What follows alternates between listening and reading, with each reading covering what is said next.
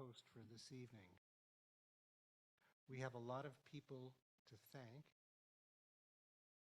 as we begin our conversation about this increasingly crucial international issue that is very likely to shape the world in which we're going to be living in and have a crucial importance for the United States, Japan, China, and of course, the island of Taiwan. We have to thank a lot of organizations and people who made this program possible. I want to start out by thanking the Sasakawa Peace Foundation. One of their executives, Aya Morata, is here today, and please join me in thanking them for the financial support to make this program possible. This isn't the first time JAS St. Louis has benefited from their support, but they've always come through for us, and we thank them yet again for making this program possible.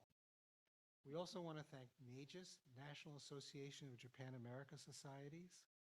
Their president is here with us tonight, and I'll save my words beyond thanking him for the continued support that NAGIS has given this Japan America Society over many, many years.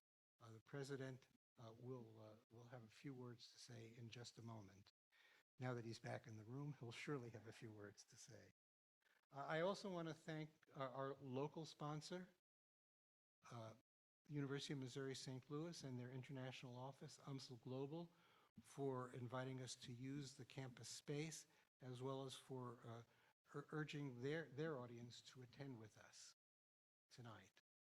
I want to thank the World Affairs Council of St. Louis, which has also co-sponsored this program with us. I'm sure some of their members are here or are listening on Zoom to this tonight's presentation. They asked me to mention to you that their 75th anniversary is right now. And in a few days, they're going to be celebrating their 75th anniversary with a banquet. If you have any interest in learning more about the World Affairs Council or the 75th anniversary, please go to their website and find out about the program, which is, I believe, April 10th. Now I want to take just a moment of your time to invite the president of the National Association of Japan America Societies, Andy Wailagala, to welcome you. Andy is a recent joiner to NAGIS. This is his second month on board, and so far we're very privileged that he managed to get out here to St. Louis in his second month. Sometimes we have to wait more than a month and a half to see a new president, but this time he came right away. I think it's because of you, gentlemen, but I think it may be because of the excitement of St. Louis that also brought him here. Maybe he's a Cardinals fan. We don't know. In any event, I'd like to welcome him to the Japan America Society, as well as to our organization of organizations. Andy had a long career in the Foreign Service, the Foreign Commercial Service. He served in 8 different countries, including Korea. I have a note here. Tokyo, Seoul, Hong Kong, and Berlin were among his postings abroad. Immediately before he joined NAGIS, he was the president of the American Chamber of Commerce in Taiwan, which of course gives him a particular interest and relationship to tonight's program. I'd like to welcome Andy to St. Louis and invite him to say a few words.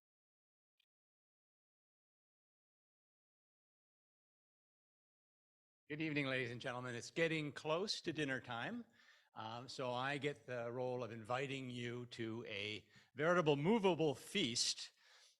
This is the 4th in a 5-course meal that we know as geostrategy in the grassroots. And I have the privilege of representing NAGIS, doubly so because the essential partner in this series, the Sasakawa Peace Foundation, the very well-known charitable and policy organization headquartered in Tokyo, who made this series possible, is also with us, and a key partner along with the local partners who Joel has already mentioned. And of course, the course that we're about to partake couldn't be more substantial. Some might say spicy. The topic is the ramifications of Japan's new security strategy and the U.S.-Japan alliance on the U.S.-China rivalry with relationship to Taiwan's situation. Some would say Taiwan's predicament.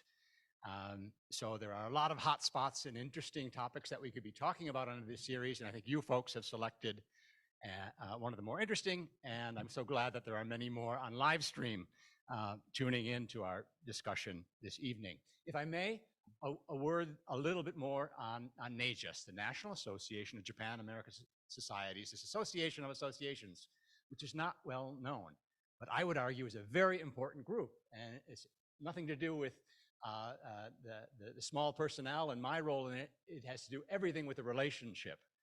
I believe that there is no other binational partnership that has an infrastructure like ours. There are, as members, 38 locally constituted independent Japan-America societies across the United States and in a chunk of Canada as well, completely independently operated, true grassroots organizations that came together and saw the utility of having a support arm sitting in Washington. And that's how NAJUS was born some 45 years ago.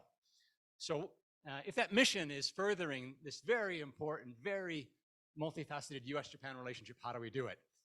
Through tonight's smorgasbord and several others. We have, in addition to the geostrategy series, another vertical set of talks that looks at military-to-military relationships. And that, interesting enough, is sponsored by another Sasakawa affiliate, the Sasakawa Peace Foundation USA. With the Embassy of Japan, we have our largest program. It's a really far-ranging public affairs program. With the Keidanren, the Business Federation, and the American Chamber of Commerce in Japan, we do a business-centered piece. And then, of course, because it's the US-Japan relationship, we have cultural programming as well. So that's the real value we bring, is bringing this content, using our base in Washington and pushing it out to the Japan-America Society of St. Louis, one of our more dynamic volunteer organizations, and as many others as we can as well. We also provide some consulting and other support, and once a year, we bring the tribe together for an annual meeting. And this year, we're looking forward to doing that in Portland, Oregon in August. I would like to, before turning things over, just conclude with three very special thanks. One is to Dr. Satoru Mori, who is the furthest traveler and the most persistent traveler for us. He had hoped to be a part of a geostrategy session last year. Scheduling didn't work out. He was determined to make it here. He didn't get a lot of help from our immigration and control services, some delays coming in, but we're so happy to have Dr. Mori with us. And then an elephant not in the room, and that wasn't a political reference, but the executive director of this chapter, Christopher Chip Meyer, has a lot of respect and admiration from our whole network for the job that he does leading the organization day to day. I'm sorry that he couldn't be with us today. And then I would finally like to close with the mention I made to our partner in this series, the Sasakawa Peace Foundation. In the back of the room is Aya Murata, and Aya is the Senior Program Officer for the Japan-US program at the Sasakawa Peace Foundation. And she and colleagues had the vision and the initiative to start this program, which said there are lots of great geostrategy, high policy, foreign policy discussions going on in world capitals, but maybe fewer in Raleigh-Durham and in St. Louis. So let's come together, let's handpick two scholars who really know the specific topic that they want to delve into and know each other so they can have an informal conversation. So that's what is on offer today. We've had a wonderful run of 6 years, and I just wanted to again acknowledge the thanks to the generosity of Sasakawa Peace Foundation for making it possible. And now, we've got the appetite going, on to the feast. It takes a great set of speakers, well matched, who know their material. It also takes a very skillful moderator. And we're very privileged and honored to have Senator Jim Talent, And you folks are honored to have him back again. And I know he's been a moderator for several of these events. And it's very exciting to have this combination here with us today. Senator Talent is a senior visiting fellow at AEI, something he shares with another one of our speakers, another affiliation, and concurrently at the Bipartisan Policy Center as well. He is very active, obviously, in the field of public policy over the last 3 decades, both as an analyst, but also as a practitioner. He represented, of course, Missouri, both in the U.S. House of Representatives and the U.S. Senate. In that latter capacity, he was on the Senate Armed Services Committee and the chair of the subcommittee on sea power, something with just a little bit of relevance to our topic today in the Great Pacific and the Indo-Pacific, 2 oceans that we're talking about. He has his BA here in St. Louis area from Washington University and a JD from the University of Chicago. And now, gentlemen, over to you. Thank you so very, very much. Thank you, Andy. Yes, I did chair the Sea Power Subcommittee, even though I was representing Missouri, which of course is not very close to the ocean. But even then, I knew how important naval power was to issues like the one we're going to discuss tonight. I want to join in thanking the organizers for putting on this event and these 2 wonderful scholars for being here. And I'm very pleased to be able to moderate this because I am expecting to learn a lot from these 2 scholars, whom I will introduce in just a minute. First, I have been asked to set the stage in a way to frame the strategic context for our discussion. I'm going to do that briefly. Don't be too concerned that I'll go on too long. And I'm going to try and be as neutral as I can in framing that context. If I say anything wrong, I'm sure our 2 speakers will correct me. So China has recovered from what it calls its century and a half of weakness and is now asserting itself in Asia and also on the world stage, where the United States has been the dominant leader since the end of the Cold War. So what we have, it's been described by other scholars as a classic case of a rising hegemon, China, confronting a status quo hegemon, the United States. This is a particularly difficult problem because China and the United States define their vital national interests in mutually exclusive ways, which means they cannot both have what they want.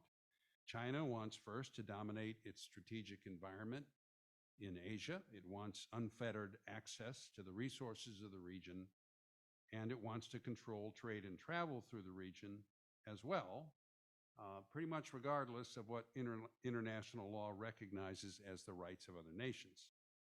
China also has global ambitions. It seeks to replace the norm-based international order with a hierarchical system with China at the top.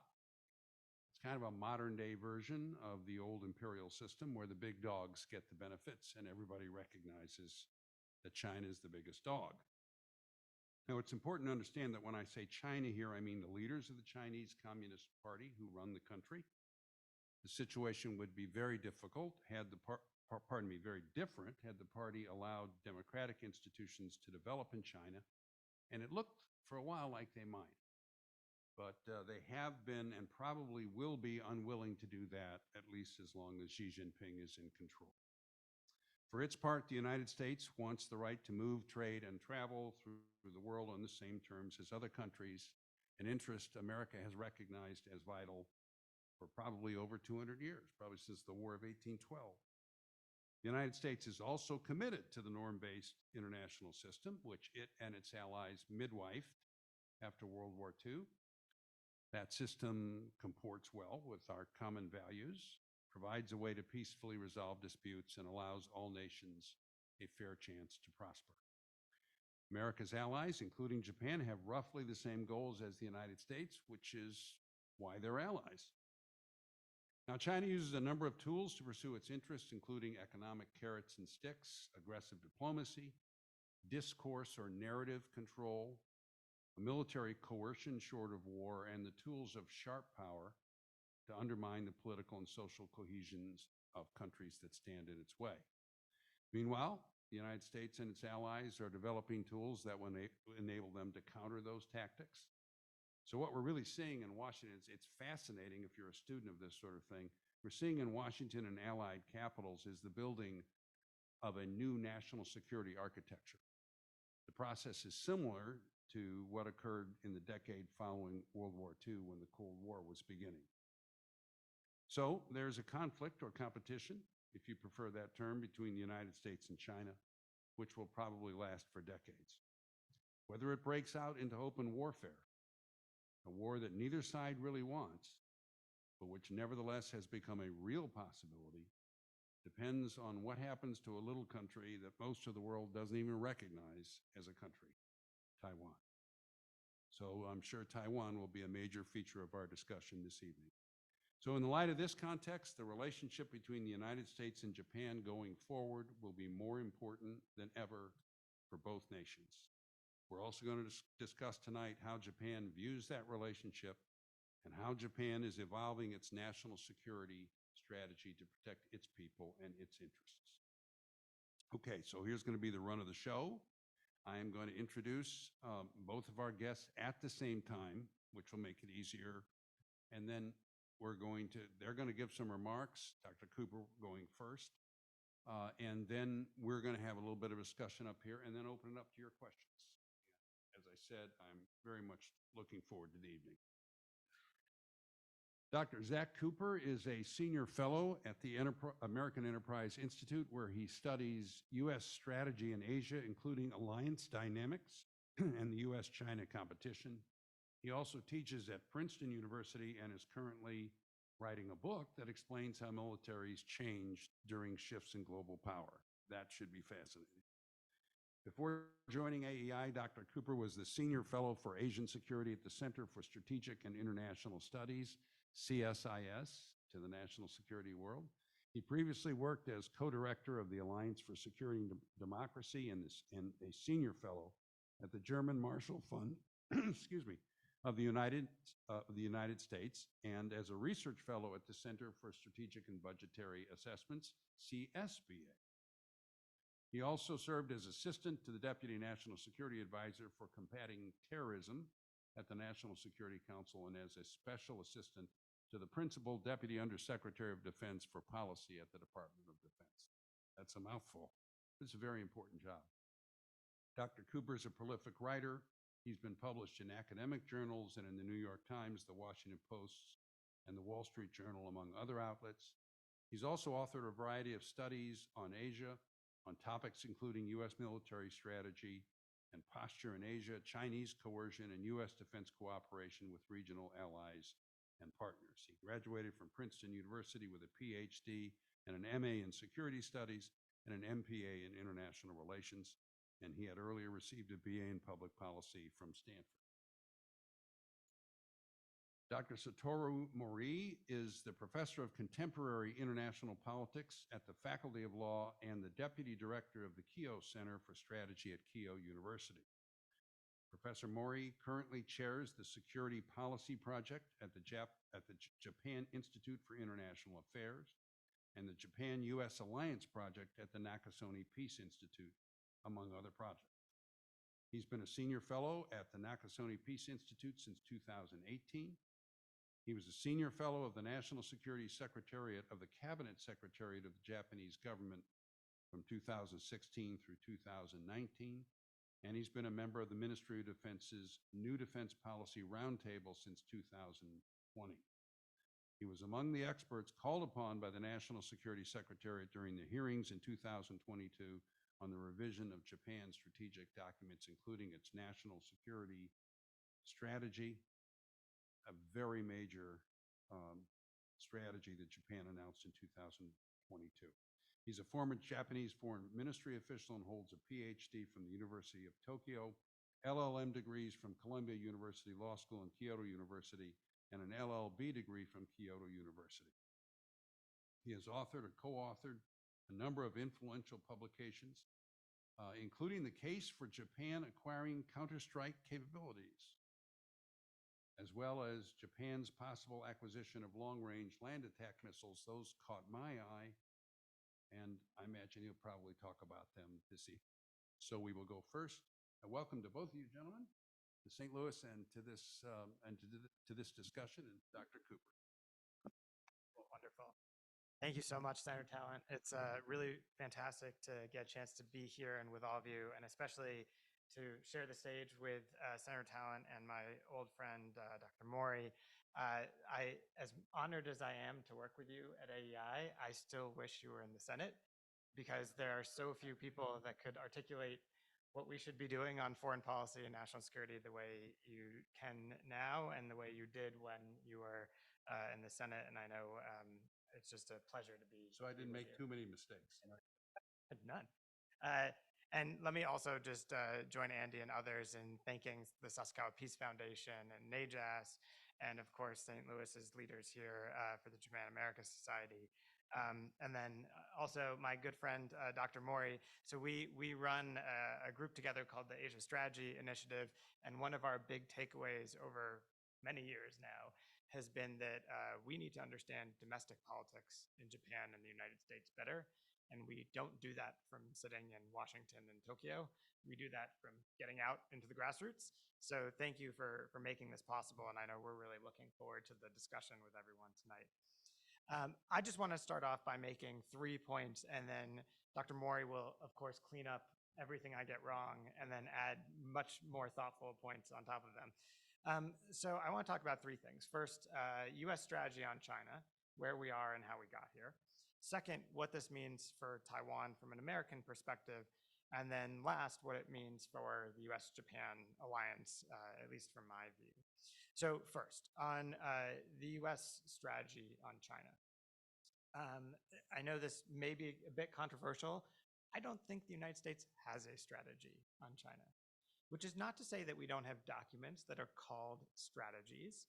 It's to say that I still think the United States doesn't really know what we're trying to do with China, with the People's Republic of China. We don't know what our ultimate objective is. And I think that's been true of, frankly, all of the recent presidents that we've had. If you go back a couple of years, starting with President Obama, for example, he tried outreach, especially during what was famously called the Sunnyland Summit, where he tried to get together with Xi Jinping and explain why the US and China should get along. That didn't quite work. Then we had, obviously, the Trump administration come in with a different policy. And yet the Trump administration actually had 2 different China strategies that they issued, one from the White House and one from the State Department. The State Department one suggested that the United States needed to create fundamental change in China. And the White House strategy said explicitly that it was not predicated on any fundamental change in China. So, the Trump administration was divided on these issues. And I think also the Biden team is as well. So often, if you read the Biden administration's strategies on China, they will say things like the US and China need to coexist. There needs to be some sort of managed competition. And they'll often say, we don't need to have victory in this competition, essentially, right? We should be able to coexist alongside each other. And yet, when you listen to President Biden say just at the State of the Union a few weeks ago, what does he say? He says we have to win, right? This isn't about coexistence for the president. This is about winning that competition. And so I think what we've seen from the United States over roughly a decade is that we don't really know exactly what it is that we're trying to do on China, which is part of what makes it difficult in our relationships with our friends to figure out what we want them to do as well. So let me sketch out what I think the options are and where I think we're headed.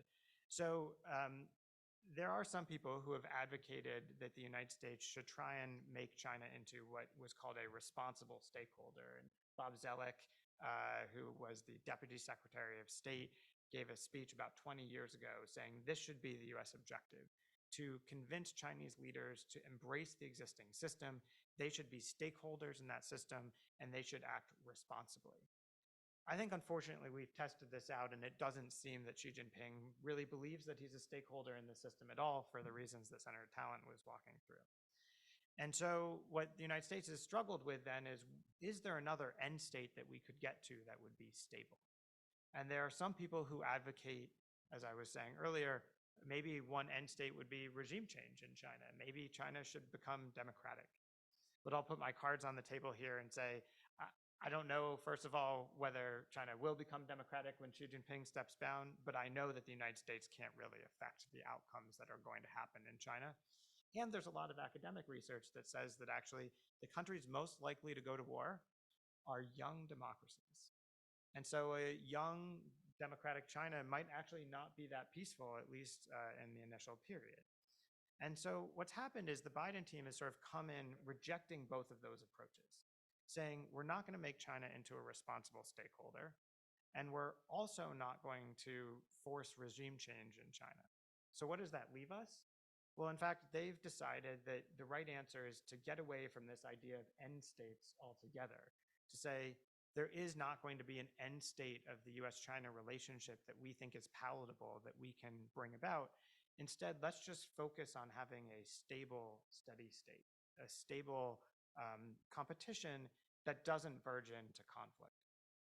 And this is where, in my view, we're seeing some real challenges here, because just having a goal of competition doesn't actually tell you what you're trying to do. It doesn't tell you what you should do on export controls. The US and Japan are spending a lot of time trying to figure out how to manage semiconductors that we both have advanced technology on, and we're worried about China leaping ahead in. Well, competition just doesn't give you a clear guidance about how to manage that issue. It doesn't tell you how to manage an increasingly repressive China. It doesn't tell you what to do on TikTok in the United States, or frankly, much of any other issue.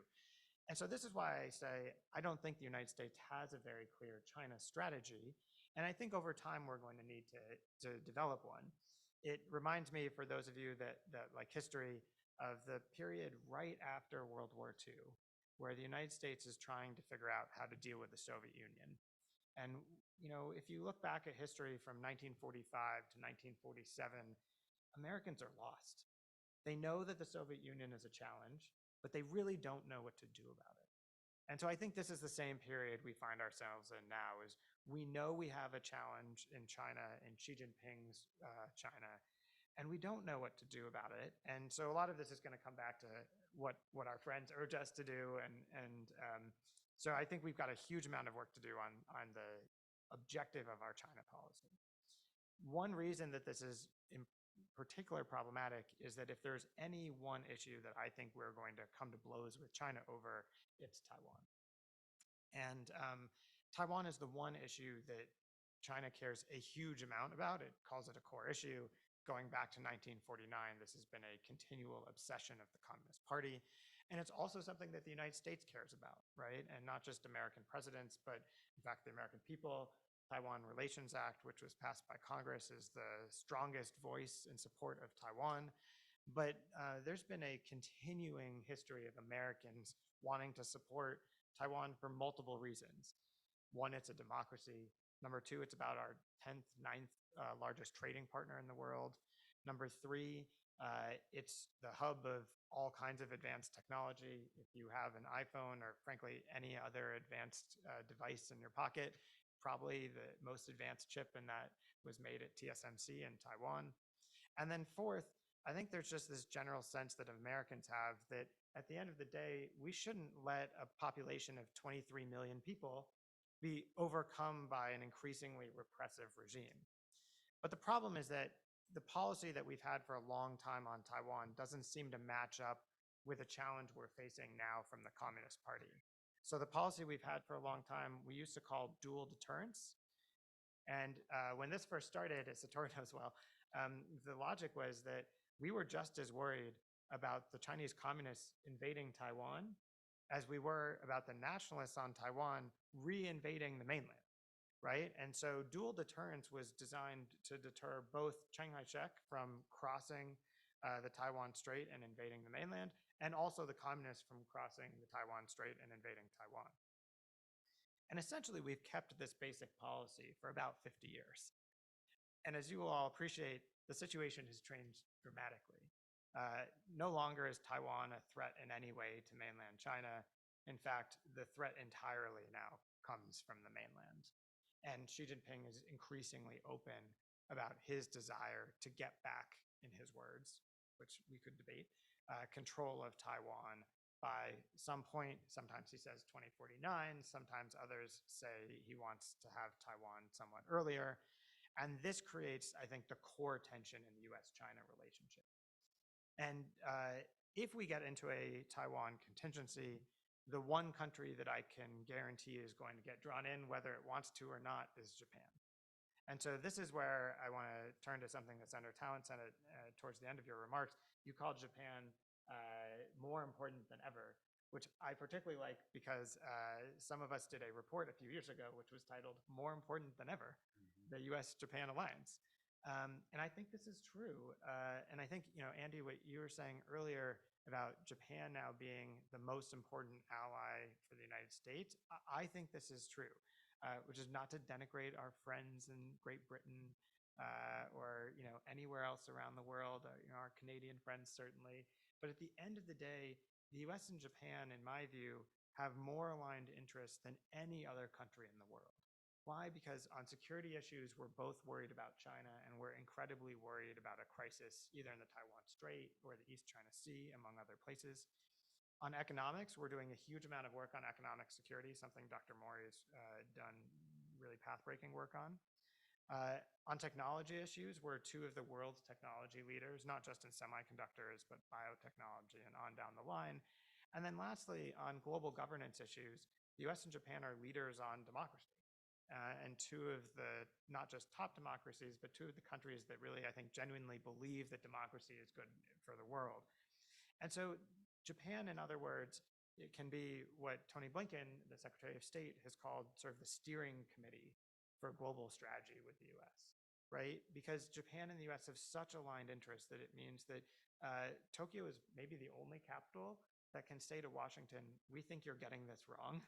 You need to change your policies because it's not working or because it's not being understood abroad in the right way. And so I think this has made Japan more important than ever. Let me just close with one last quick thought, which is in just a couple of weeks, we have the upcoming summit between Prime Minister Kishida from Japan, who's going to be in Washington and a couple of other places in the United States to celebrate the US-Japan alliance. And I think what's kind of remarkable about this is just a few years ago, maybe when we started, paying attention to the alliance relationship, there was a sense that the US-Japan alliance was in pretty bad shape. There were debates in the 1990s about whether the alliance should even exist, right? And in the late 1990s, people were questioning whether Japan was a competitor, whether it was even worth working with from an American perspective. And now the fact that the Japanese prime minister is coming to Washington is kind of old news, right? Because you'd assume that, of course, the Japanese prime minister is so closely linked with his American counterpart that this is sort of not newsworthy. And I hope that, I know we'll get into some of this in the discussion. I hope the American people can realize how atypical this is to have an ally that has such aligned interests with you across all of these issue areas. Because I think we take Japan for granted sometimes, which we shouldn't. And there's a lot more that we need to do to build out the relationship. So with that, why don't I hand it over to you, Dr. Mori? Okay, thank you very much. First of all, I want to join my good friend Zack in thanking Japan American Society, Sasakawa Peace Foundation, and the University of Missouri, St. Louis for hosting this event and arranging this event. I really appreciate this opportunity. It's a real privilege to be able to speak alongside Senator Talent and Zack on this panel. So what I would like to do is address three topics over the next 10 to 15 minutes. The first point is how I assess the current state of US-China relations. What do I expect looking a couple months down the road? Secondly, I want to sort of explain China's strategies toward Taiwan and sort of discuss what are the risks for an armed conflict over Taiwan, which Zack also addressed.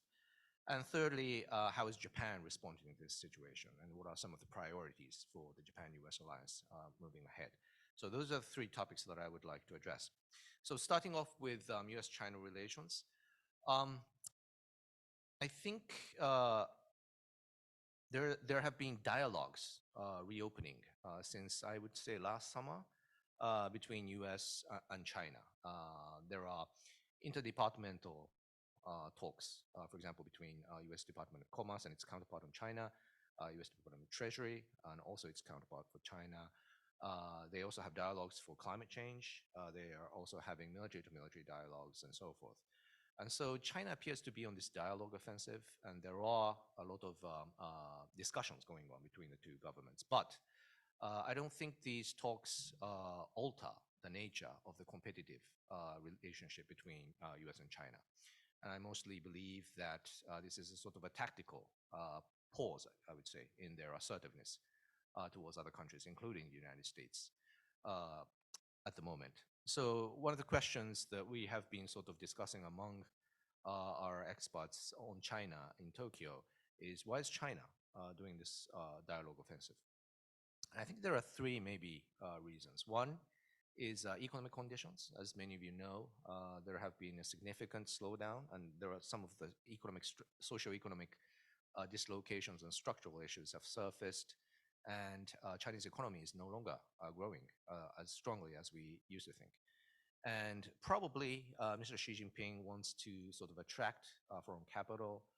It wants to keep it. It wants to maintain China's economic momentum, and therefore it wants to sort of reduce the tension between China and the other countries and so forth. So that may be one consideration behind China's dialogue offensive.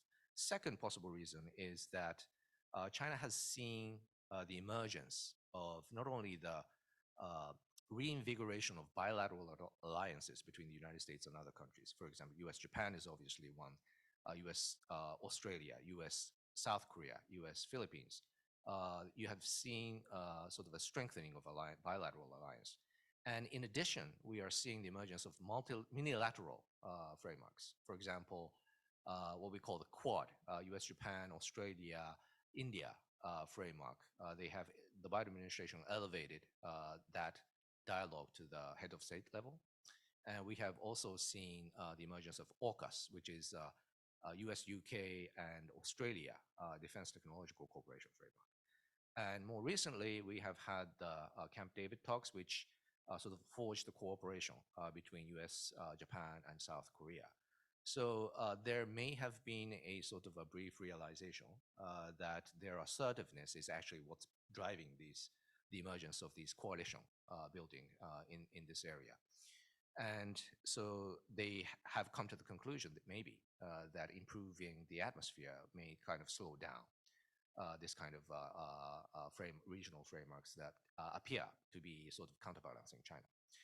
And thirdly, I think this may be the most significant, but I think the strengthening of the US technological transfer regulations to China is actually hurting China pretty badly. And the Chinese probably realize that they cannot roll back or undo these regulations, but there is a possibility that they want to slow down the pace of these kind of tightening of technological transfer regulations. Export controls, investment regulations, and other associated regulations, they don't like it. I think it's actually slowing down the Chinese economy, and it hurts the prospect of achieving strong economic growth. So those three maybe major considerations maybe behind China's dialogue offensive. However, I think we have to be also mindful of the fact that China's assertiveness continues. In the South China Sea, they are making moves in the Second Thomas Shoal, which is also contested between the Philippines and China. Chinese coercion towards Taiwan, which is multifaceted. It's not only military, but it's also economic, and they also engage in information operations against Taiwan. This is also continuing. And thirdly, East China Sea, around the Senkaku Islands. They continue to intrude into Senkaku Islands' territorial waters. And there have been very, very subtle changes in what they do. For example, starting last year in 2023, whenever they try to sort of fend off Japanese fishing boats in the region, they now actually make public announcements that they did. So because they want to sort of demonstrate that there are asserting effective control around those islands. And also, they are turning on what they call the AIS, automatic identification system, on those boats to actually make a record of where those maritime law enforcement ships have been. And so this is a sort of what they call the lawfare or legal warfare to sort of change the status quo through certain actions and sort of salami slice the situation. So this kind of action actually continues, even though they may engage in dialogue offenses, not only with the United States, but also with other countries in the regions, including Japan and South Korea. Looking ahead, we did have the Taiwan election in January, and some of us sort of expected that Chinese coercion might step up. They might step up the coercive actions, but it didn't, not as much as we expected. And I think what we are looking at is the May 20th inauguration of the new Taiwan president. And apparently, Beijing has a strong distrust of the next Taiwanese president, Mr. Lai Ching-te, and it's very likely that they might step up coercive actions and apply maybe economic pressure and so forth to undermine Mr. Lai's governance in Taiwan. So one of the big questions that we have to think about is we don't really have a counter-coercion strategy when we talk about Taiwan. We talk about the prospect of Taiwan contingency or armed conflict and try to deter. I'll discuss this issue in a while. But in terms of coercion, I don't think we have a sort of a systematic way to sort of support and help Taiwan. Maybe in the information area, there have been assistance and so forth, but not in the military area. And there have been talks about how to counter economic coercion, but I haven't really seen anything solidified yet. So those are some homeworks that needs to be done. So that's the US-China relationship. These dialogues may continue, but I don't think they will produce any substantial breakthrough that will change the nature of the US-China relationship. So I'm not quite sure. This is a sort of a strange phenomenon because they continue talking, and yet I don't think both sides expect fundamental breakthrough, and yet they sort of engage in these dialogues in order to sort of maintain the atmosphere that this competition is stabilized, but it's not going to change the nature of the US-China relationship. Secondly, so what is China's strategy towards Taiwan, and what are the risks of armed conflict over Taiwan? China's strategy towards Taiwan is actually summarized in one very simple phrase, and that's peaceful unification. And I think the single most important instrument that they used to have to achieve this is what they call the one country, two system formula. This used to be applied to Hong Kong. And this was also supposed to be one of the major reassurance instruments that Chinese mainland could use towards Taiwan. But they smashed this when they cracked down in Taiwan. And people in Taiwan no longer believe or have any faith in this one country, two system anymore. And so as a result of that, I think basically China lost the best prospect of unifying Taiwan in a peaceful manner. And as a result, they are now resorting to coercion. They have no other means except to apply pressure and make Taiwan agree to a unification timetable. And that's what they are doing. Chinese coercion, as I mentioned very briefly, is multifaceted. In the military area, they make military incursions into the southwestern air defense identification zone occasionally, and they do engage in military exercise and training, which is based on, if the Taiwanese experts call it partial mobilization, basically. It's not about only coercion, but it's actually mobilizing the PLA in the region whenever they do these kind of exercises and so forth. So that's military coercion. Economic coercion is stop buying products from Taiwan. Pineapple was one of the exemplary cases, and they have suspended some goods that was covered under ECFA, what they call the Economic Cooperation Framework Agreement, and raising tariffs and so forth to stop trade between Taiwan and China. And information operation. They are trying to sort of foment this view inside Taiwan that U.S. would never come to the rescue of Taiwan in the event of a war or Chinese invasion of Taiwan and so forth. So those are the preferred tactics and strategy opted by China at the moment. And I don't think it's having any effect on Taiwan. Taiwanese people are becoming more, they're generating self-identity, stronger self-identity, and I don't think they have any preference for unifying with the mainland. I think it's in the single digits, people who actually say they want to reunify with China. And so an overwhelming majority of the people believe they prefer the indefinite continuation of the status quo. And maybe a small fraction may talk about independence. But Chinese strategy is basically to engage in these coercive activities and make the Taiwanese people believe that the continuation of status quo is untenable, and that if they opt for independence, they're going to war. And so that is the preferred strategy at the moment. So what are the risks of war? I think the prevailing view in Japan, particularly among experts specializing on China, is that it's not going to happen anytime soon.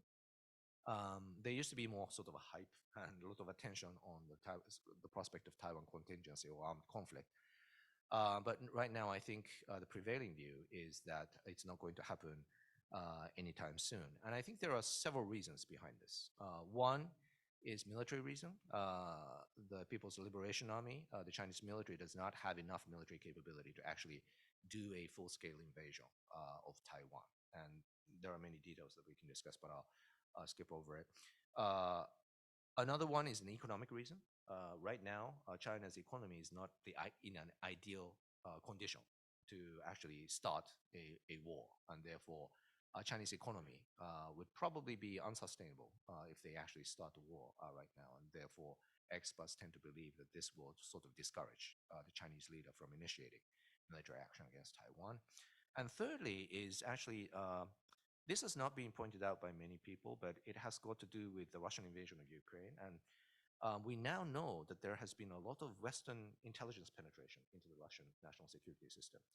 I can easily imagine Xi Jinping becoming worried about foreign intelligence penetrating into the Chinese system. And I think if we look at the recent sacking of certain military leaders and senior Chinese officials on corruption, I think he's more worried about how these corruption might be manipulated by foreign intelligence to extract highly confidential information regarding or intelligence regarding war plans and so forth. So he has to be confident that nothing leaks before he can actually take action, which could involve the element of surprise and so forth.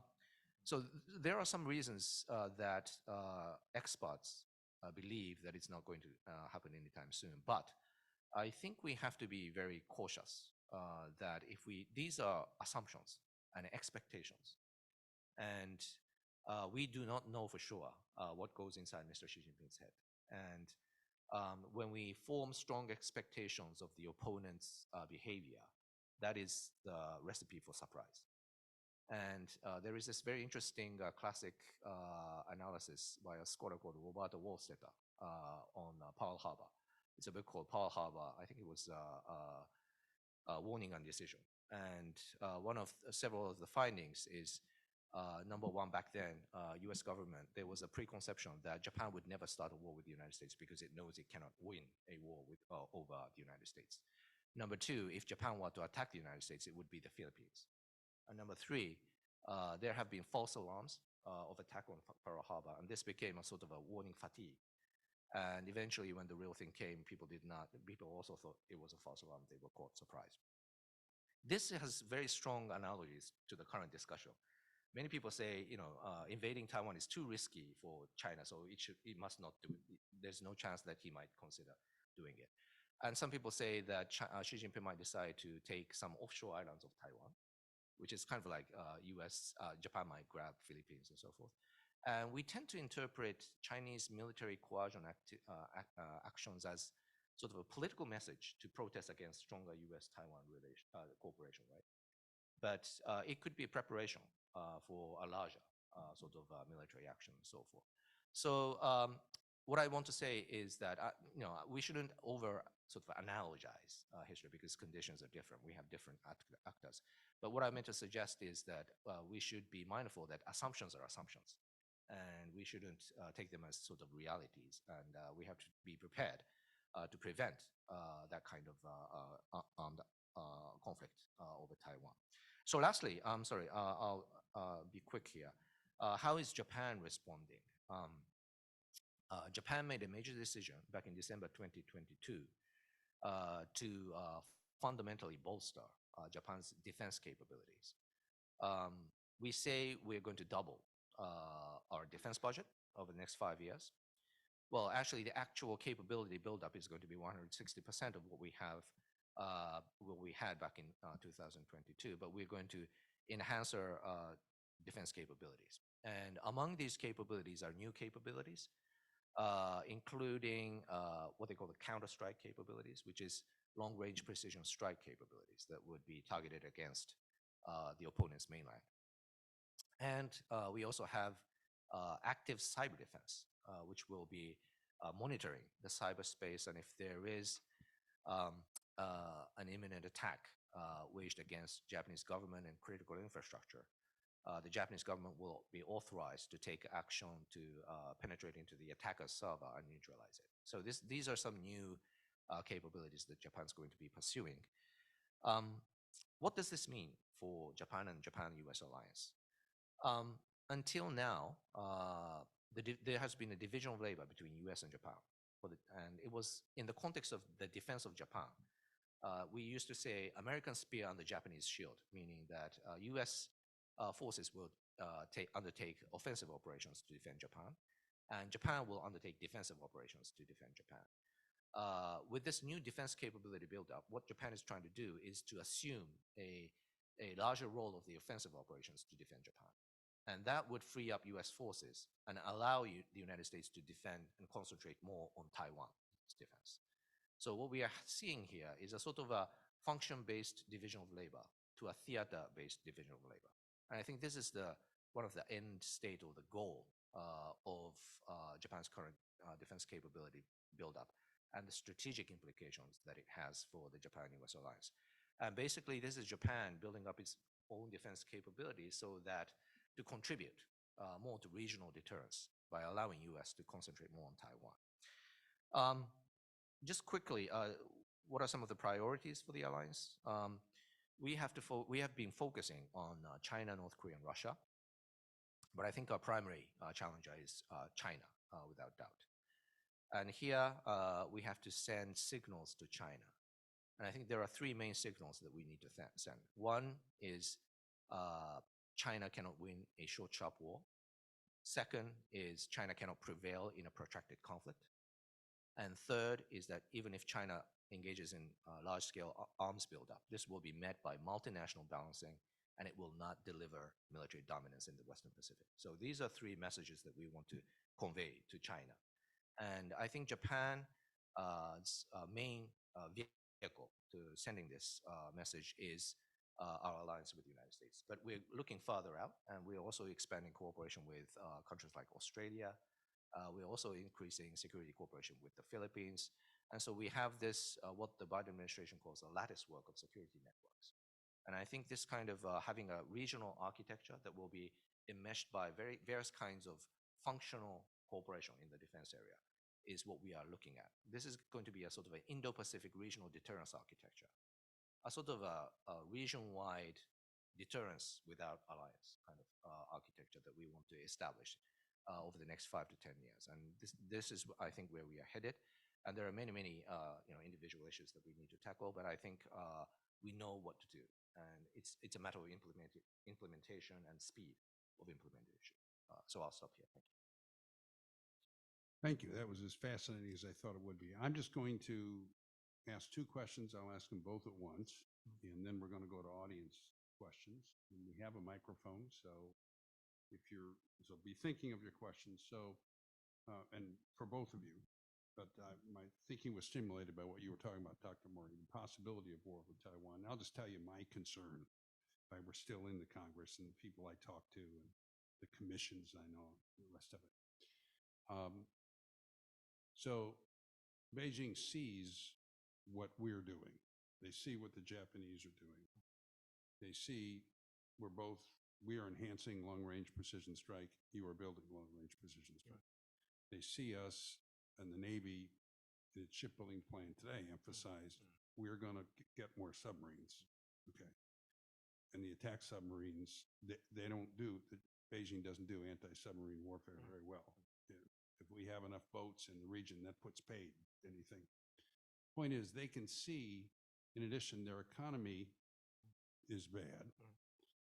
There's growing discontent at home. I'm concerned that they may think, we got a window now, and we'll at least probe. And Dan Blumenthal's written about this, with like a partial blockade. We'll come up with an excuse to start inspecting ships coming into Taiwan. We'll see what the United States and the Japanese do. And my concern is that if that's not handled properly, we could end up, because you talk about the lessons of history, we could end up maybe not with 1941, but with 1914. We respond, you respond. So how likely is that, or how concerned are you about that? And the second question is, what can Japan and the United States do in terms of economic cooperation or to enhance their own economic security in the event that there was some major disruption? Take whichever, or both, take both. Yeah, sure. Okay.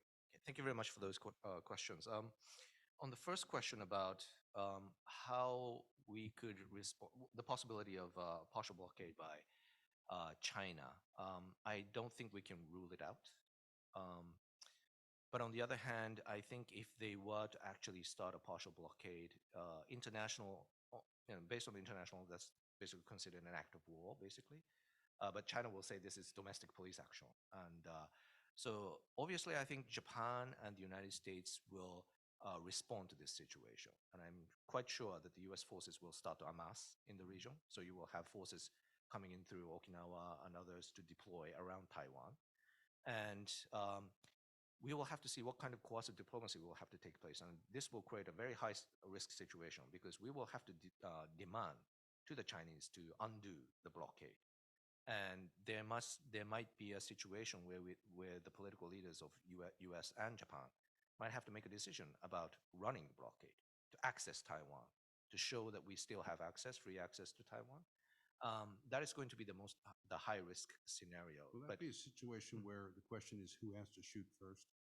Yes, I think that's going to be the major question that they will be posed. And the question is, what kind of decision will two leaders decide? And they will have to obviously consult together about how to respond to that situation. But before they make any situation, I think what the US and Japan will try to do is to establish a situation where they can have military dominance in the region, that they can, try to sort of gain the advantage in the event of war. But nobody is now confident whether we can actually establish that kind of situation, and that's the big question, I think. So yes, there's a possibility, but an effective way to handle the situation is not as clear as we would want to be. Economic security. The second there is a crisis in Taiwan, there's going to be a lot of economic turmoil in Japan and other Northeast Asian countries, I think. I think we will see the capital flight from countries like Japan and also from South Korea as well, because people will be talking about the prospect of war. And so we have to be prepared to implement what kind of economic assistance and cooperation measures that could be taken to control that kind of confusion in the first instance. And then also have a sort of a broad-based package among maybe G7 countries to deal with any potential economic sanction measures against China and so forth. So those are some crisis-related economic response measures that we haven't really discussed in depth. And some people talk about economic sanctions, but I don't think it's going to be easy because I think the scale of economic damage that would be brought about by actually implementing economic sanctions, and obviously China will be counter-reacting, and that is going to damage our economy pretty badly. And I'm not quite sure how many countries will get on board beyond US and Japan and maybe a handful of others. And so there, I think that's also a big challenge when it comes to economic security, economic response measures. I know you've written a lot about the economic questions, but take either end of it. Yeah, well, thanks. I think they're great questions. Maybe I'll start with this question of time horizons. And as you know, several of our colleagues at the American Enterprise Institute have written about how China is experiencing sort of the China nightmare or a danger zone. And, it's interesting, if we'd been having this discussion 5 years ago, the discussion would have been completely different. It would have been about the inevitable ascendance of China and not when China was going to surpass the United States, but by how much, how quickly. Although Derek Scissors predicted the stall. This is true, yes. If he were here, he would be arguing. Right. And so there was a very, very small number of people who said, no, China has real challenges coming economically and maybe politically as well. But I mean, they were really seen as very far outliers in the debate, almost too crazy to be believed, which is why they work today, I guess. And now the debate has shifted decisively in the United States, in my view. And, this book, Danger Zone, I know has been translated into Japanese. And the argument it's making is that China is coming through a really difficult period. The economy, which had, for most of my lifetime, been growing at double-digit GDP growth rates every year. And if you were in a coastal province, 15% GDP growth in a lot of years. And, this compares to what, 2.5% some years in the United States, right? 3% would be a great year in the United States. I mean, these are massive growth rates. And now the party is aiming for 5% growth. And the reality is, I think most experts think it's nowhere near there. And a lot of people say the party reported last year 5% growth, and it might have been between 0 and 2% growth. Some people even think it was negative. So I think the American assessment is that China is experiencing this really rapid economic slowdown, and that as a result, there's this danger zone where Chinese leaders might think, well, we've got to move now, lest we get weaker in the future.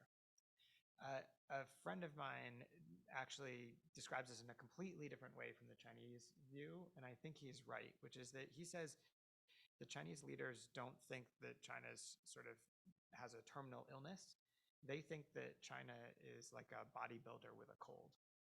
In other words, it's hit a little speed bump, but this is just on the way towards dominance and not a real challenge. Now, admittedly, if you talk to Chinese scholars and experts, they think the problems are very serious, and you can see it on the street in China.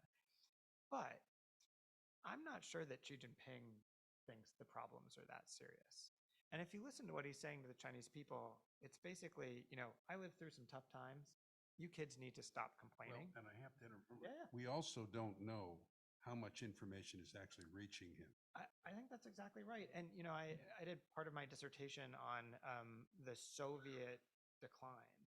And the Soviet decline is, by 1977, pretty bad, pretty rapid. The Soviets don't really understand that they're in this relative decline until 1983, 84. And even then, the American policymaking community is writing pieces about how in 1985 and 86, the Soviets are ascendant.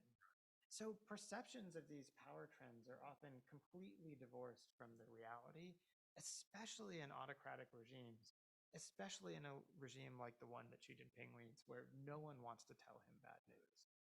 So I think we're in this particularly strange situation, which is actually maybe a good thing, which is that the Chinese, in my view, are declining in relative terms compared to the United States. You can just look at the wealth gap, and it's actually increasing. Washington, the United States has gotten much more wealthy the last 3 or 4 years compared to China. But where the Chinese leadership may not know this, which means they may not know that they have a shortening window of opportunity. Now, what I worry about is eventually they will recognize it, and that will be a really dangerous period. Let me just say one other really quick thing on the second point you raised, Senator, which is about economic security. So there has been a big debate in Washington and other capitals about whether the U.S. should de-risk or decouple from China. And, we talk to businesses very frequently. I'm sure many of you are in the business community. My impression is that when people went to businesses and they said, you really need to de-risk from China because it's not safe for American national security, the businesses said, thank you very much. We'll go about our business. Please leave us alone. We've got this covered. When it became clear that Chinese growth wasn't going to be 12% a year, it might be 2% a year, those businesses started shifting decisions really rapidly. And so we don't have great economic data because the Chinese just make up all of their economic data. But what we have suggests that there's been something like $100 billion decrease in trade in the last year that we have measurements for. This is pretty significant. And it's not because the US government told the companies to start getting out of China. It's because the companies have just decided that they're not going to make that much more money in China, and they're shifting these decisions really quickly.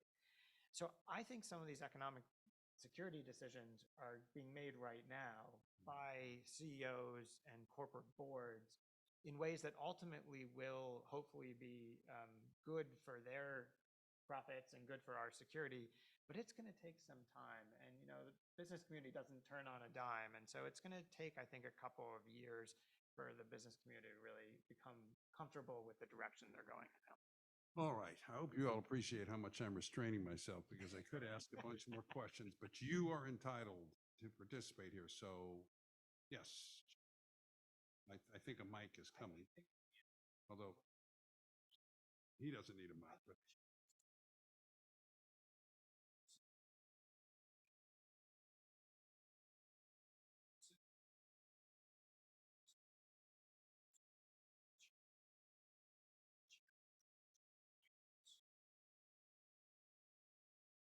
Maybe I'll take it first shot. So you're absolutely right. The Chinese, yeah, absolutely. Ah, okay. Of course, we can do that.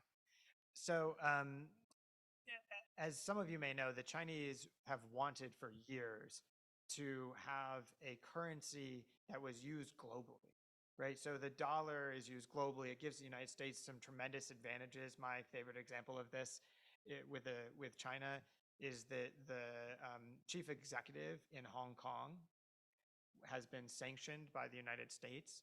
And when she was sanctioned, she could not get paid into a Hong Kong bank account by Chinese banks. They were giving her cash because no bank in China, in Hong Kong, would deal with a sanctioned person, even someone that the Communist Party, had picked to lead Hong Kong. She couldn't do banking. So dollarization is a huge advantage for the United States. The Chinese have not wanted, I think, to fully displace the dollar, but at least to enter this basket of world currencies, right? The yen, the pound, the dollar, the euro. Unfortunately, for most of those currencies, actually, they've done terribly in recent years. So, poor Satoru, I don't know how many yen it took to fly over here, but it's a lot more than it used to at an exchange rate of 152 today. I mean, this is remarkable. The pound is way down. The euro is down significantly from where it was. And here's your incredibly strong dollar. And I think the Chinese think, well, why can't we be one of these reserve currencies? And they're trying really hard.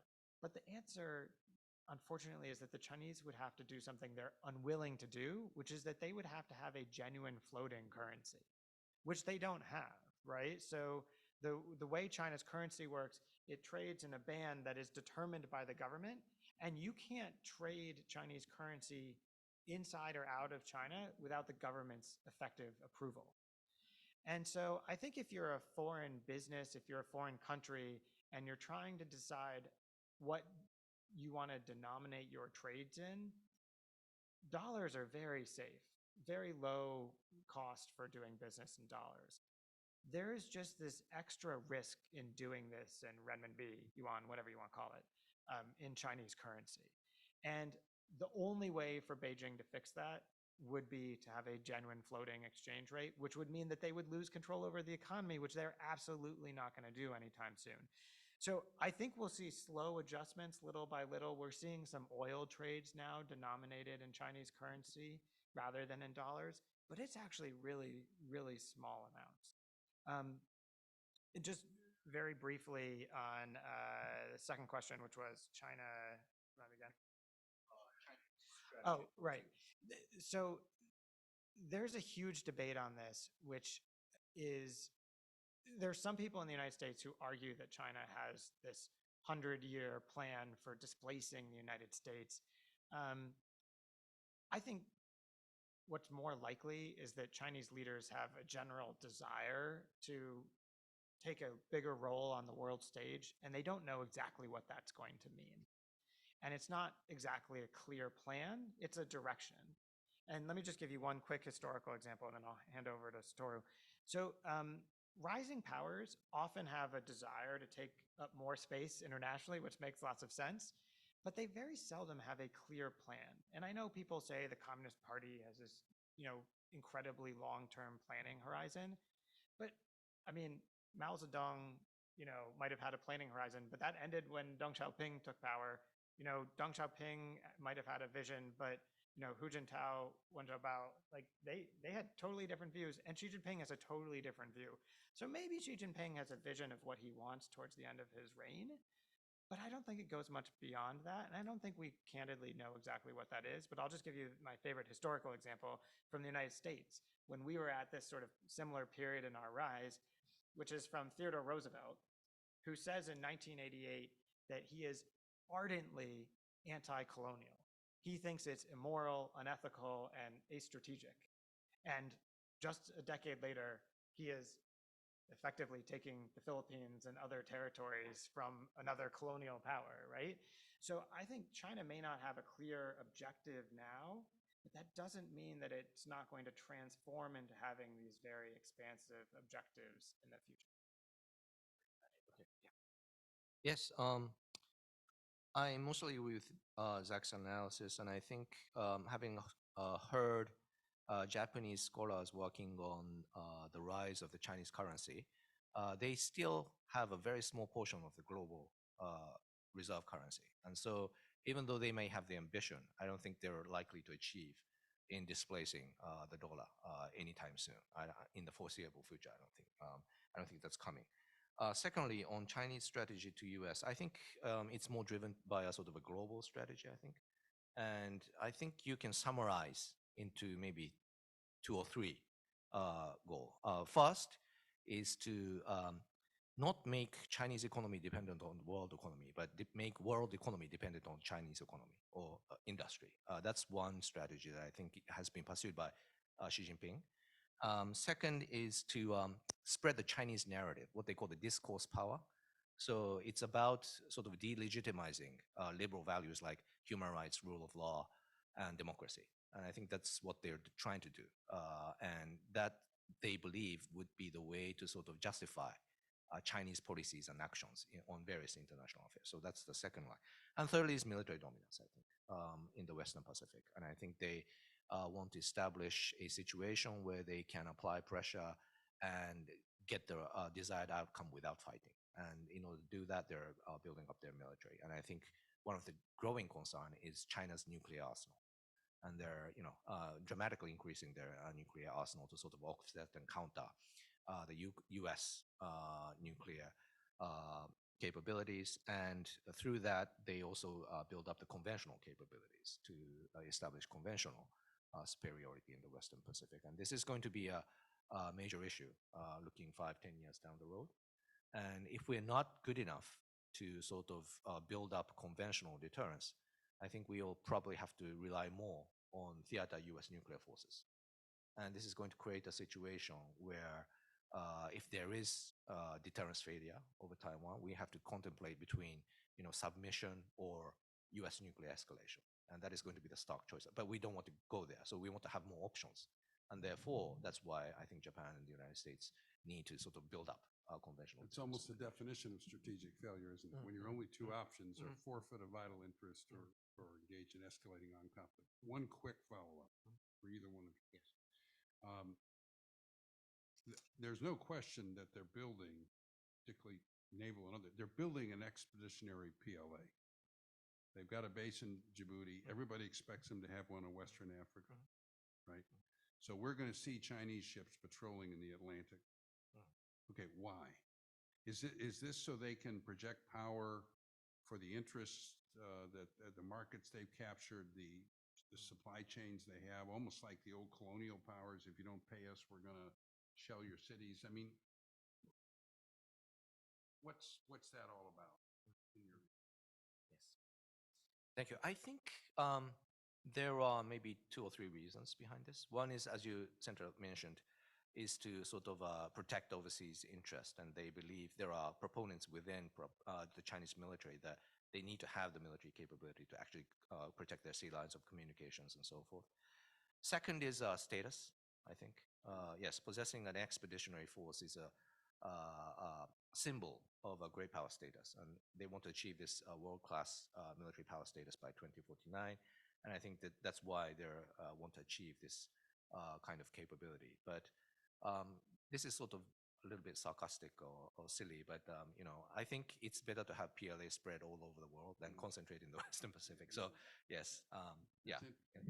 I would just add very briefly on that. Again, coming back to Theodore Roosevelt, what was the purpose of the Great White Fleet? Wasn't exactly clear. I think to the extent it was clear, it comes back to what Dr. Mori was saying, which is a lot of this was about status, right? It was about showing that the United States was now a great power.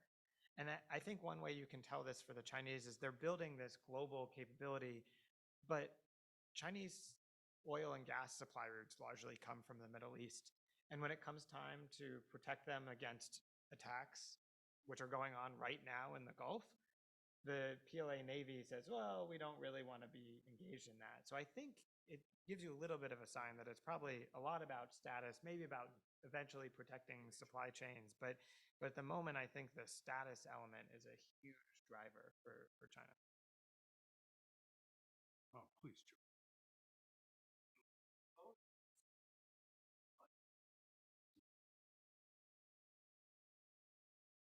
You've both spoken a lot about what the United States and Japan can do or should do in the defense of Taiwan. What's Taiwan doing, or does it look like they're going to do in their own defense? Yeah, it's a wonderful question.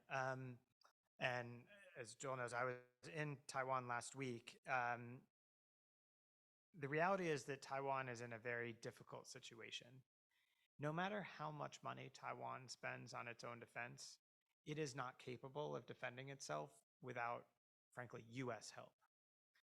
And so, in my view, Taiwan has underspent on defense for quite a long time. And frankly, that was a logical thing to do, right? If it doesn't really matter how much you spend on defense because you need the United States anyways, then when you're having political debates at home about where that extra dollar goes, it's pretty easy to say, well, let's put it towards domestic issues or economic issues rather than towards defense. But I think now Taiwan is slowly waking up to the reality that that's just not an acceptable answer, both because the threat from China is higher, but also the United States is asking more of its allies now than it's asked in quite some time, right? And if Donald Trump is reelected, he's going to be pushing NATO allies incredibly hard on defense spending. And he's going to be pushing Asian allies, I think, on defense spending also. And there's no place in the world that is more threatened than Taiwan. And so I think the Taiwan people, they understand this, but this is a pretty big cultural, political change from where they've been. So I think we're seeing that change, but it's slower than it should be in my view. And one of the challenges is that Taiwan's Ministry of National Defense, it's not quite, it doesn't run the way the American Defense Department runs. It's really run by the military, not overseen by civilians. And so Taiwan has been going through a process in the last few years where civilians are trying to sort of take control of the defense ministry in Taiwan and direct it about what it should be doing. And it comes back to exactly what we were talking about earlier with this question of what kinds of scenarios are you prepared for? And this is the really hard question. Do you prepare for a full-on invasion of Taiwan by the mainland? Do you prepare for a blockade? Do you prepare for China to seize one of Taiwan's outer islands? These are all totally different scenarios that require totally different capabilities. And I think the problem we have at the moment is we are not particularly clear with Taiwan about exactly which ones of those scenarios we think Taiwan should be preparing the most for and which ones they can count on the US to help in. And so Taiwan's trying to do a little bit of everything, and frankly, it's probably not enough in any of these areas. We have been pretty clear that we want them to be asymmetric. right? That's right. So we want them to be asymmetric, which means we want them not to invest in fighter jets and big ships. We want them to invest in cruise missiles that can attack Chinese amphibious vessels that might sail across the strait, or sea mines, or man-portable air defense systems that shoot down aircraft. This all makes sense, but the place that this gets really difficult is, for example, right now there's a pretty serious standoff going on over these small islands right off the Chinese coast that Taiwan controls. For example, Jinmen is one of them. And there's been a standoff for 2 months around Jinmen, which is quite serious. Unfortunately, asymmetric capabilities don't really help you there, because what you have to do with asymmetric capabilities, go back to what you said earlier, Senator Talon, is you have to shoot first. And the last thing Taiwan wants to do is have to shoot first. And so Taiwan's in this tricky position where the scenarios it's dealing with every day, which are out on the ocean with ships getting close to each other, require kind of symmetric Coast Guard and naval capabilities. But the things the US is pushing for are the anti-invasion asymmetric capabilities. And there's kind of no right answer. Ideally, you could do both, but unless Taiwan spends a lot more, it's not going to be able to. So I think this is just a huge challenge for the US and Taiwan going forward. And I don't see a question, so I will follow up on that because, oh, I'm sorry, please, go ahead. You brought up the name of the person I wanted to talk about, and that's Donald Trump, because he obviously was president for 4 years. What was the reaction in Japan and China and that part of the world when he was president? And what do you think he could do better or differently if he's reelected? Right now he's ahead. But as an aside, what Vivek Ramaswamy suggested for the defense of Taiwan is to give everyone in Taiwan an AK-47. And he said the argument was Japan didn't invade the United States in World War II because they knew Americans all had the Second Amendment, that Americans had all these weapons, and if they invaded America, they didn't know where the guns were going to come from. So that was Vivek's, because I followed his campaign pretty much, and he's working with Trump right now on his campaign. I just watched him on TV the other night, and he's going around the country in inner cities across our country. And this isn't political. I'm just saying you have Biden and you got Trump. I'm just wondering what the thinking is in that part of the world, Japan and China. Okay, thank you very much. This is the discussion that we are beginning to have in Tokyo. And back during the first Trump administration, the last Trump administration, because Prime Minister Abe established a very good relationship with Mr. Trump, I think the view in Tokyo or Japan compared to maybe view in Europe was much, much better. I think there were efforts to advance defense cooperation and so forth, although we did have some friction over the host nation support budget and so forth. But generally speaking, I think the relationship was relatively stable compared to other bilateral relationship that the Trump administration had with other countries. What do we expect? I'm not quite sure. That's the thing. I think uncertainty appears to be the main issue, and we are sort of trying to guess what kind of policy is going to be formulated. And I think there will be policies formulated by Mr. Trump himself, as well as there will be policies advanced by his foreign and national security teams. And so, we're trying to figure out what it is that he wants to do in East Asia, and we're not so quite clear yet. I just sometimes, sorry? Mhm. Yes, yes. I'm quite sure that they will come up with foreign policy, national security speeches at one point with all the, policy initiatives that they want to advance. One of the problems, if I can jump in on this, and I've had this gripe for a long time, that when we have debates, the moderators, if they ask about in the United States, if they ask about foreign policy at all, the questions are typically not insightful and not very helpful. And don't get me going on that. I mean, I'm just a big believer that it would be far better to these debates where you get 90 seconds to explain to. I mean, you've heard this tonight, right? And I've been in this situation. What are you going to do about Taiwan if I'm running for the Senate? Oh, you got 90 seconds, Senator. far better to actually have some one-on-one conversations with people who will ask the difficult questions and go on for 30 or 40 minutes or an hour on these issues. I don't know how you get informed otherwise. Great question, though. Oh, yeah. No, no, it's fine. Just one really quick addition, which is you asked how Chinese experts are watching this. And I think they're really divided, actually, about whether they would prefer Biden or Trump. Biden is kind of a known bad to them. If you talk to Chinese experts, they tend to feel that Biden has been really confrontational. On Taiwan, he said 4 times he would fight for Taiwan, which Chinese don't tend to like. He has put these export controls on. And, he has really strengthened U.S. alliances in substantial ways that constrain China. So they haven't liked that, although there has been some better bilateral engagement in the last year from the Chinese point of view. On the other hand, you've got Trump, who is very unpredictable, right? It's entirely possible, and Trump said this last summer to Maria Bartiromo, that he might say, oh, why do we care about Taiwan?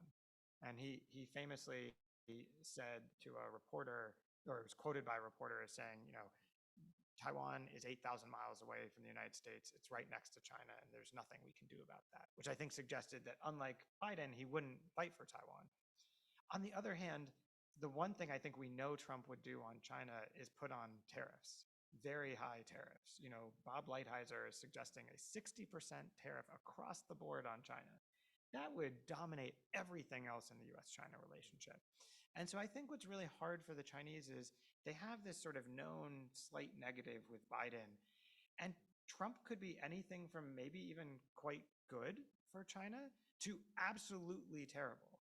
And you don't know which one you're going to get. And having done a little bit of work on the Trump transition team, I don't think there's any way that we can predict now what Trump will do when he gets in office, because I don't think he or his team know yet. It's very context dependent and very dependent on how Trump reacts to very specific circumstances. So, Japan probably has a more formulated view on this, but I think the Chinese are really struggling.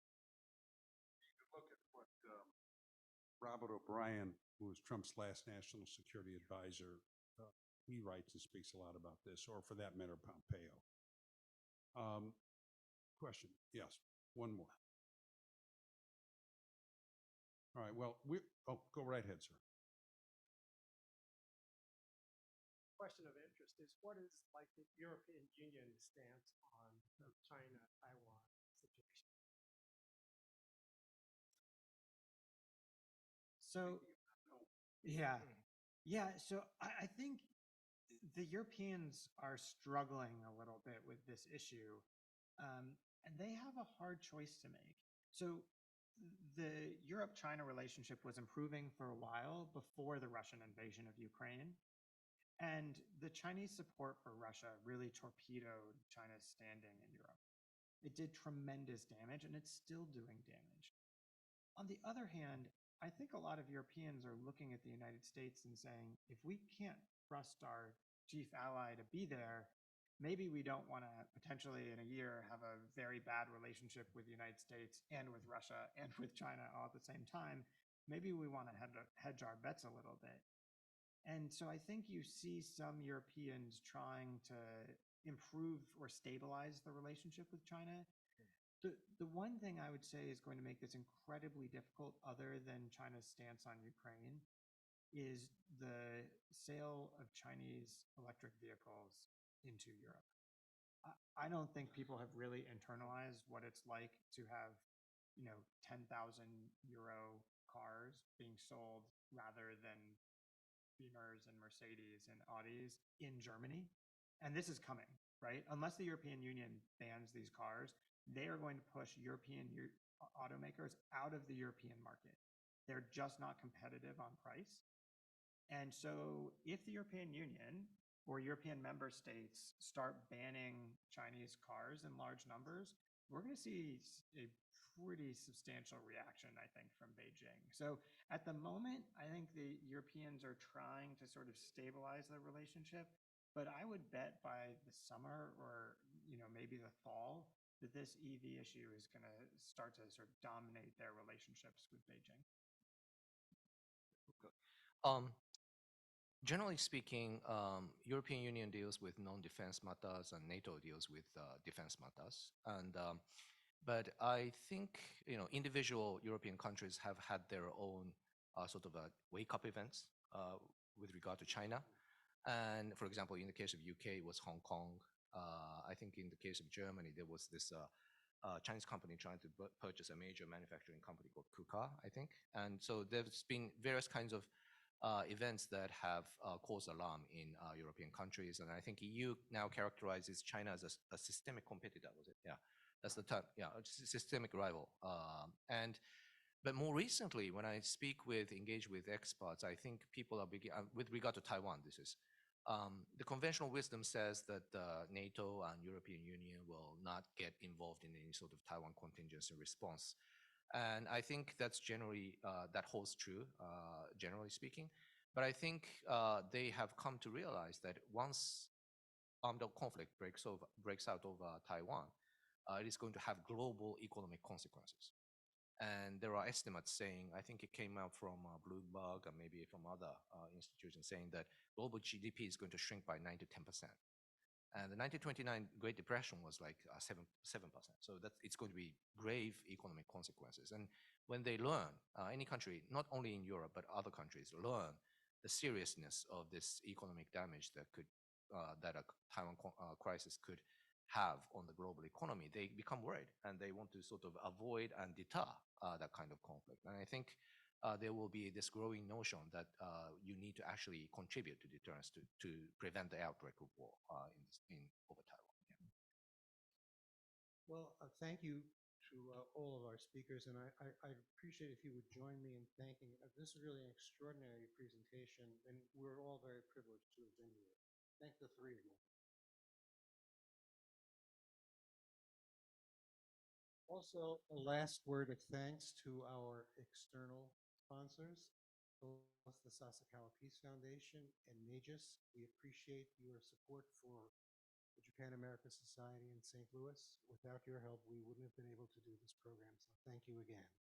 Now, we have a very nice reception next door in this room. You just go out the door, go to your right, and enter. We have some very nice refreshments. And our speakers seem so enthusiastic and interested in their work and in this topic. I think they'll let you ask all sorts of questions. So please join us for the reception, and thank you all for coming tonight.